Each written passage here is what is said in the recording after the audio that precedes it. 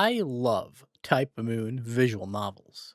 They're huge 40-plus hour spanning experiences filled with compelling characters, intriguing powers, interesting fights, and world building that makes the mind wander long after you've seen the true ending. However, no matter how long the visual novel or story in general is, not every character is going to get equal screen time. That's just how stories work. There are so many characters in the Nasu verse I'd love to see more of, and Ilya is one of them. She is such an important player in all three of the Fate's Day Night routes, each revealing a little more about her. She is an enigma and a little weirdo. When I learned that Ilya had her own anime, I was sold. Unlike the last two Type Moon animes I've watched, I'm going into this one completely blind. It's Ilya's time to shine in Fate Kaleid Liner Prisma Illya. Fate Kaleid Liner Prisma Illya is a spin off of Fate's Day Night and is not canon, although you'd figure that out pretty fast. Ilya is much younger, she's not living in a giant castle, and a 16-foot monster isn't her bodyguard. This world's Ilya isn't burdened by the Einsburn name. She lives a completely normal life with Shiro and their two caretakers, Lisette and Sella, while her parents work overseas. No Grell wars for this girl, just simple school life. That doesn't mean she's not gonna wear a hat. She still has the hat. Ilya is just a normal kid who goes to school. She hangs out with friends and watches her favorite magical girl cartoons. It's a simple and clean life, but also really boring. Ilya can't help but wish that the magic from her favorite shows was real. It would make life more exciting, that's for sure. Be careful what you wish for, Ilya, because an anthropomorphic talking magic wand named Ruby might fall out of the sky and grant it. It asks one question. Hey kid, want to become a magical girl? Ilya may be a kid, but she's not stupid. Magic is just a fantasy, and this talking wand is pretty suspicious. Ilya refuses, but Ruby tricks her into forming a contract, and a new magical girl is born, Prisma Illya. Ilya's not too crazy about the new outfit. You'd probably feel the same way if a talking magic wand put you in a discount Halloween costume. Personally, I don't think it's too bad. Looks pretty magical to me, but the colors are off. Every character in Fate's Day Night has a color associated with them. Ilya's is purple. No matter the outfit, she's rocking that royal color. Her magical girl getup uses pink instead. Perhaps they gave her a lighter color scheme this time because she's the hero of the story?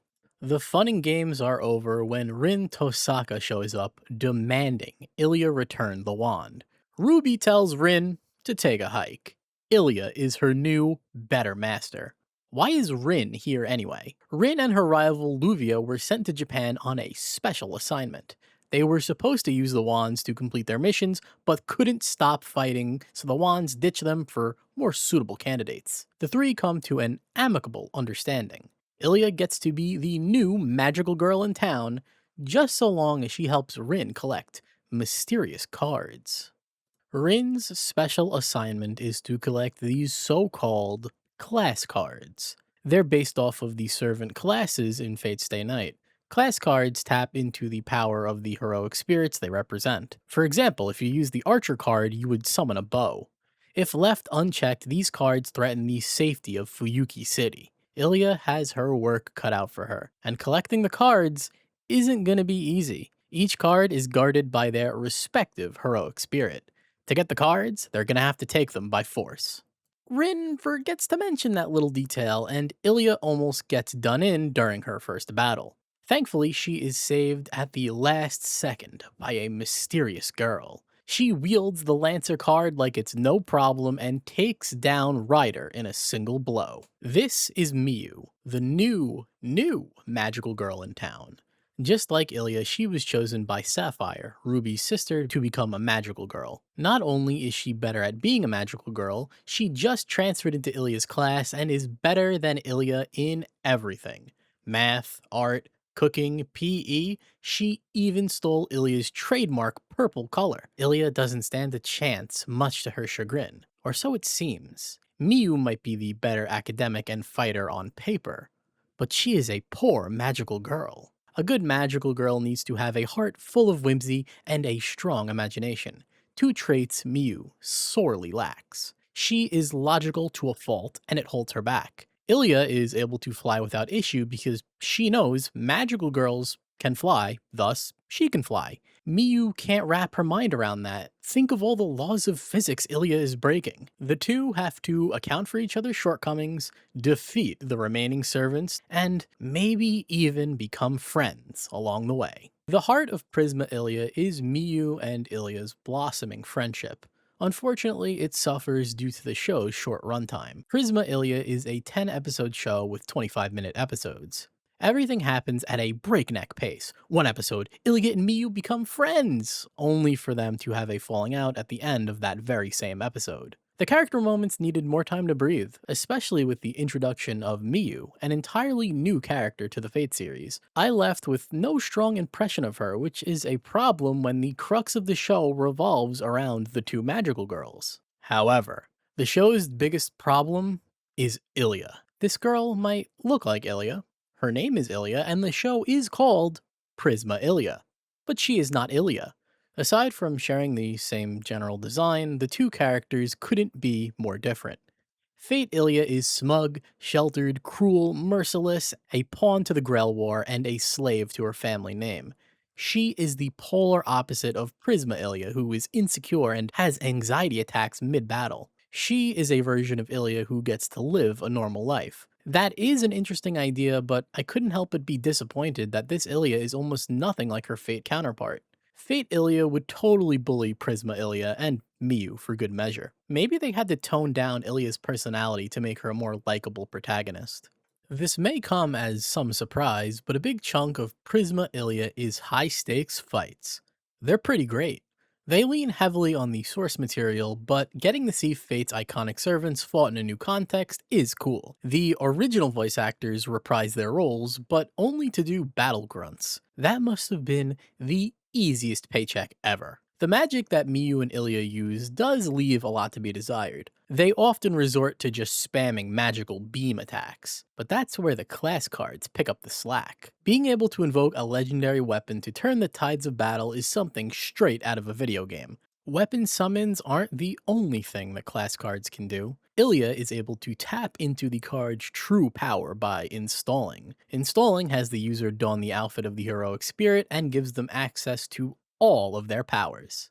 She achieves this new power in the most Type Moon way possible. Her back is against the wall in an impossible to win situation. All is lost, but the Archer card calls out to her. Like second nature, she uses it to install and becomes Archer. Ilya performs all of Archer's greatest hits with a rendition of his theme blasting in the background. This is pure, shameless fan service, and I love it. It wouldn't be Type Moon without a tide-turning power-up saving the day. I also like that the card calls out to her specifically. If you know who Archer is, that has a deeper meaning, and I think it's sweet. The class card mechanic is the show's most interesting hook, but it isn't explored to its fullest extent. We only get to see 2 installs and only a handful of servants. Once I learned servants would be the main enemy, I was just waiting for Gilgamesh to show up and have an epic fight with Ilya, but it never happened. The action is certainly a highlight of Prisma Illya, and that is thanks to the consistent quality of the animation. The fights, the comedic moments, and even the quieter parts are all well animated. The character who's animated the best is Ruby. They put so much character into this sentient magic wand using only animation. That's quite the accomplishment for a character who doesn't have a face. Ironically, this show has better animation than the original Fate Stay Night anime. I guess having 10 episodes has its advantages too. Throughout this 10-episode journey, you'll see a handful of familiar faces from Fate. Most are nothing more than simple cameos, but like in the original Fate anime, Taiga Fujiwara steals the show. This may be a different universe, but she is still an icon. Ilya has a group of school friends that are extremely one-note. Only one of them stands out, and that's because she's the wacky, stupid one. The rest are forgettable.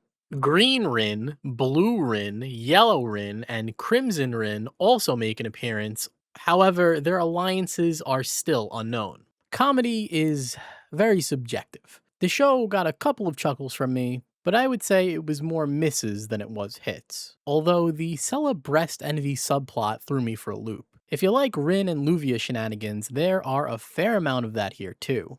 If your only exposure to Rin and Luvia was this show, I would not blame you for hating both of them. All they do is bicker constantly and expect two elementary schoolers to put themselves in mortal danger for their own benefit. Luvia is even worse because she basically turns Miyu into an indentured servant. This is a subtle commentary because rich people are evil. It's not as serious as it sounds, it's played up for laughs, but even the best jokes get old after you've heard them a couple of times. When they're not at each other's throat, their main contribution is throwing gems during fights. It's like how in a Godzilla movie, the military always shows up and gets destroyed. It never works. There are some interesting parallels between Ilya and Miyu. Miyu has the Lancer card and Ilya the Archer card, two servants who do not like each other, and that is mirrored in Ilya and Miyu's relationship. Ilya wears a very bright pink contrasted by Miyu's deep purple, reflecting their approach to being magical girls. Rin and Luvia are foils to the two. They're bitter rivals and stay stagnant throughout the whole show, while Ilya and Miyu learn to work together and work past their differences to win the day. They gain a new friend in each other, while Rin and Luvia are stuck at square one despite achieving their goals. I went into Prisma Illya blind and came out pleasantly surprised. Never in a million years did I expect I'd enjoy a magical girl show. Prisma Illya is not redefining the anime medium, but it's a brisk watch with an adorable hero you just can't help but root for. As a Type Moon fan, I wouldn't say it's anywhere near the original Fate anime or in the same galaxy as the visual novels, but it kept me hooked. You could be cynical and say Prisma Illya is a soulless cash grab spinoff, but I feel like there's enough here, at least for Type Moon fans, to keep your interest. Class cards are an interesting concept, and getting to see familiar faces in a different setting is always a treat. Even if you're not interested in watching Prisma Illya, you should check out the remix of Archer's theme, it's great. This was only Prisma Illya's first season. There are two more and three movies. Can they really squeeze out that much content from Prisma Illya? Hey, if you guys want to see it, I'll take a look at the other seasons. Just let me know. Prisma Illya might not be the Illya adventure I was expecting, but it was a good time. This is one of those shows you can just binge on a lazy Sunday afternoon. But is it better than the Tsukihime anime? Yes, what's wrong with you?